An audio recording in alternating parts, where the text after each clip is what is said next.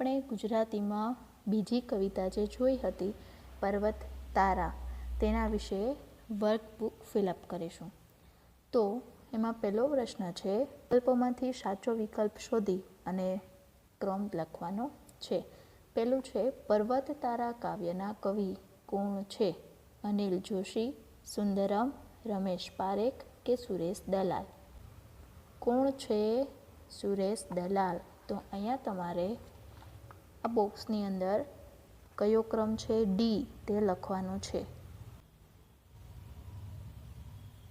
બીજું છે, કવિએ ઈશ્વરના પહોળા ખંભા કોને કહ્યા છે? એ વૃક્ષને, બી ખડકને, સી પર્વતને કે ડી સૂર્યને? શું જવાબ આવશે? સી પર્વતને. કવિની હોડીને કોણ હંકારશે? નાવિક, ઈશ્વર, કવિ પોતે કે પવન? બી ઈશ્વર. પ્રશ્ન 2, નીચેના દરેક પ્રશ્નનો ઉત્તર એક એક વાક્યમાં લખો. પહેલું, કવિ કોને ભગવાનની આંખ ગણે છે? તો જવાબ આવશે સરોવરને.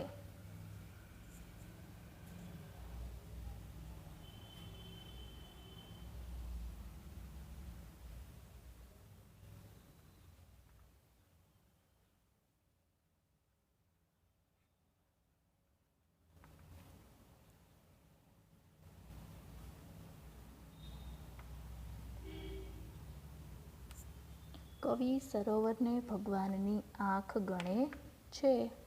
બીજું, કવિ પ્રકૃતિમાં કોના દર્શન કરે છે? કોના દર્શન કરે છે? ઈશ્વરના. તો જવાબ લખવાનો છે, કવિ પ્રકૃતિમાં ઈશ્વરના દર્શન કરે છે.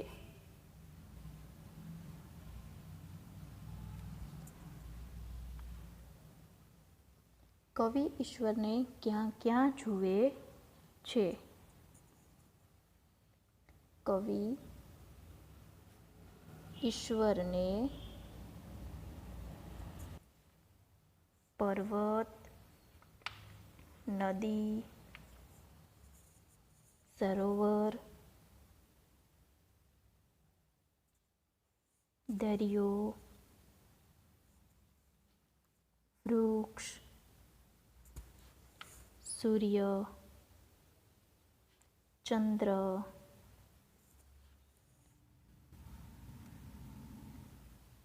તારા, પાણી, પક્ષી,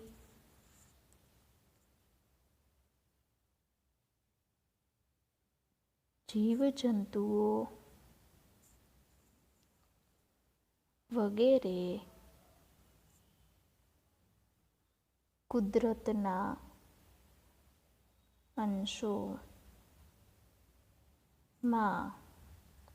ઈશ્વરને જુએ છે.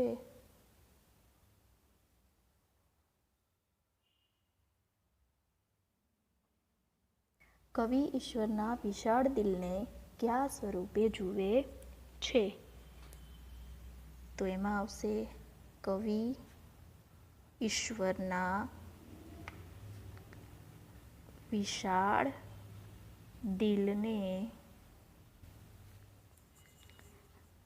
દરિયા સ્વરૂપે જુએ છે. આગળ છે, ઈશ્વર સંતાકુકડી ક્યાં રમી રહ્યો છે? જવાબ આવશે, ઈશ્વર સંતાકુકડી મેઘધનુષ્યના રંગોમાં રમી રહ્યો છે. છઠ્ઠો પ્રશ્ન, ઈશ્વર કયા સ્વરૂપે સોગાદ આપે છે? તો જવાબ આવશે ઈશ્વર દરેક ફૂલના રંગો અને સુગંધ સ્વરૂપે સોગાદ આપે છે.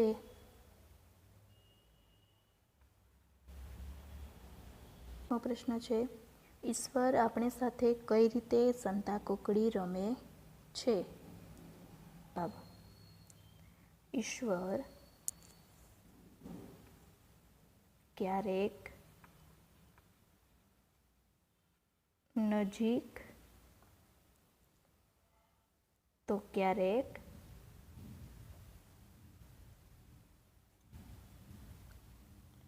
દૂર રહીને સંતાકૂકડી રમે છે. પ્રશ્ન, કવિએ જીવન માટે કયો શબ્દ પ્રયોજ્યો છે? જવાબ આવશે કવિએ જીવન માટે હોડી શબ્દ પ્રયોજ્યો છે.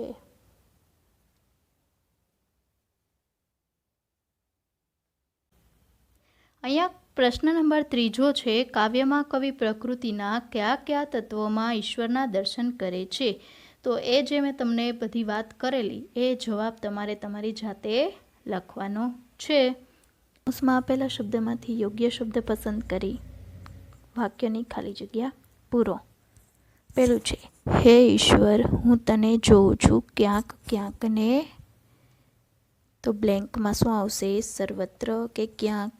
જવાબ આવશે ક્યાંક. બીજું, દરિયો તારું ખાલી જગ્યા વિશાળું, વૃક્ષો તારી વાત. પહેલા છે દિલ અને હૃદય, તો જવાબ શું આવશે? દિલ. ત્રીજું, અજવાળાના ખાલી જગ્યા વચ્ચે અંધારાની નદી વહે, કિનારા કે કાંઠા? કાંઠા. જવાબ આવશે કાંઠા. અજવાળાના કાંઠા વચ્ચે અંધારાની નદી વહે. હવે પ્રશ્ન 5 છે કે નીચેનો ભાવ દર્શાવતી પંક્તિઓ કાવ્યમાંથી શોધીને લખો. હવે અહીંયા છે, હે ઈશ્વર તું તરણાને તારનારો અને ઝરણાનો મધુર અવાજ છે. દરેક ફૂલમાં જે રંગ અને સુગંધ છે તે તારી અમૂલ્ય ભેટ છે. જે સોગાદવાળી જે કાવ્ય પંક્તિ છે એ અહીંયા તમારે ટેક્સ્ટબુકમાંથી જોઈ અને લખવાની છે. નીચેના શબ્દના સમાનાર્થી શબ્દ લખો. પેલું છે પર્વત, તો પર્વતને બીજું શું કહેવાય? પહાડો. બીજું આંખ, એમનો જવાબ આવશે નયન, નેત્ર, ચક્ષુ અને લોચન. દરિયો, દરિયોનું સમાનાર્થી થશે ઉદધિ. સાગર, સમુદ્ર. પછી ચોથું છે ફૂલ, ફૂલનું સમાનાર્થી પુષ્પ, કુસુમ, સુમન. પાંચમું છે સૂર્ય, સૂર્યનું શું થાય? સૂરજ અને દિનકર. ભાનુ. આભ, આભનું થાય ગગન, નભ, આકાશ. સાતમું છે સોગાદ, સોગાદ એટલે ભેટ, ઉપહાર. અને આઠમું નાદ, નાદ એટલે અવાજ, સૂર. વરસાદ. નીચેના શબ્દોના વિરુદ્ધાર્થી શબ્દ લખો. પહોળું, પહોળુંનું વિરુદ્ધાર્થી સાંકડું. અંધારું, અંધારુંનું અજવાળું. એના પછી છે લાડ, એમનું નફરત. ને સુગંધ, દુર્ગંધ. પ્રશ્ન નંબર 8 છે નીચેના શબ્દોની જોડણી સુધારો. તો અહીંયા પહેલું આપેલું છે રડિયાત. તો અળ કેવો આવશે? નાનો, રસ્વઈ આવશે એટલે રડિયાત. પછી બીજું છે ઈશ્વર. તો એમાં શ મીંડાવાળો નહીં આવે, ઈશ્વર. ત્રીજું છે પતંગિયું. તો ગ અહીંયા દીર્ઘઈ આપેલું છે, તો ત્યાં કેવું આવશે? રસ્વ, પતંગિયું. અને છે મોરપીંછ. તેમાં પણ એમ જ છે, દીર્ઘઈ આપેલી છે તો આવશે રસ્વઈ, મોરપીંછ. પ્રશ્ન નંબર 9 છે નીચેના રૂઢિપ્રયોગોનો અર્થ આપી વાક્યમાં પ્રયોગ કરો. તો પેલું છે વિશાળ દિલના હોવું. તો એમનો અર્થ શું થાય? ઉદાર દિલના હોવું. વાક્યમાં પ્રયોગ, મારા શેઠ વિશાળ દિલના છે. તો અહીંયા તમે જે વાક્ય પ્રયોગ કરો એ તમે તમારી રીતે લખી શકો છો, પણ વિશાળ દિલના હોવું તેમાં વાક્ય બંધ બેસતું હોવું જોઈએ, એમનું કંઈક અર્થ નીકળતો હોવો જોઈએ, તો તમે તમારી રીતે લખી શકો. બીજું છે હાર હોવું એટલે થાય ઉદ્ધાર કરનાર. વાક્ય, ઈશ્વર આપણા તારણહાર છે. તમે તમારી રીતે વાક્ય બનાવીને લખી શકો છો. હવે અહીંયા પ્રશ્ન નંબર 10 છે કે નીચેના શબ્દને શબ્દકોશની કકાવારીના ક્રમમાં ગોઠવો. કકાવારીના ક્રમમાં એટલે ખ ગ ઘ જે આપણે બોલીએ છીએ એમાં પહેલાં સ્વર હોય તો સ્વર અને વ્યંજન આવે તો વ્યંજન. તો અહીંયા એકે સ્વર છે નહીં.